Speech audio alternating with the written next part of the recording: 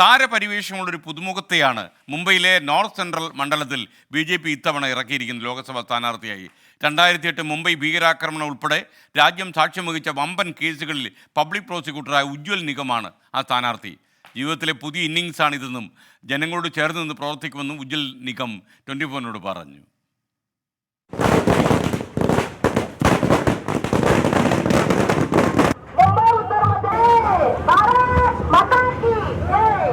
സച്ചിൻ ടെണ്ടുൽക്കറും സൽമാൻ ഖാനും ഷാറൂഖ് ഖാനും അടക്കം താര വോട്ടർമാരുള്ള മണ്ഡലമാണ് മുംബൈയിലെ നോർത്ത് വെസ്റ്റ്. സ്ഥാനാർത്ഥികളെയും ആർക്കും പരിചയപ്പെടുത്തേണ്ട കാര്യമില്ല.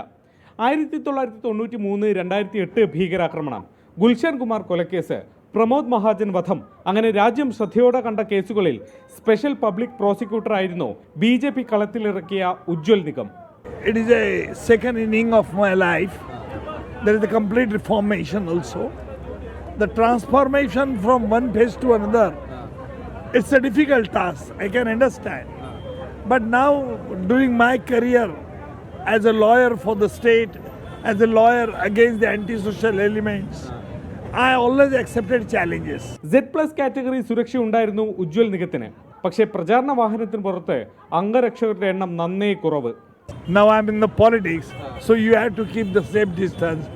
Don't make any obstruction between me and the common man, because now politics is a breach.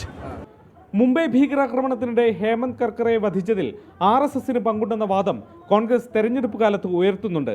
പക്ഷേ അത്തരം ചർച്ചകളിൽ പ്രതികരണമില്ല. പ്രമോദ് മഹാജന്റെ മകൾ പൂനം മഹാജനെ മാറ്റിയാണ് നിഗത്തെ BJP ഇറക്കിയത്. ധാരാവി MLA വർഷ ഗേഗ്വാദാണ് കോൺഗ്രസ് സ്ഥാനാർത്ഥി. 4.5 ലക്ഷം വരുന്ന മുസ്ലിം വോട്ടുകൾ നിലവിലെ സാഹചര്യത്തിൽ വർഷയ്ക്ക് അനുകൂലമാവുമെന്നാണ് കണക്കുകൂട്ടൽ.